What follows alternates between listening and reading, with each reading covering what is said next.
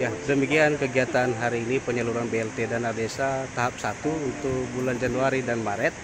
Setelah tadi diserahkan secara serentak di Balai Desa, dan sekarang kami relawan beserta petugas dan tokoh masyarakat ke lapangan mengunjungi orang tua kita yang sakit tidak bisa hadir di Balai Desa untuk membayarkan langsung.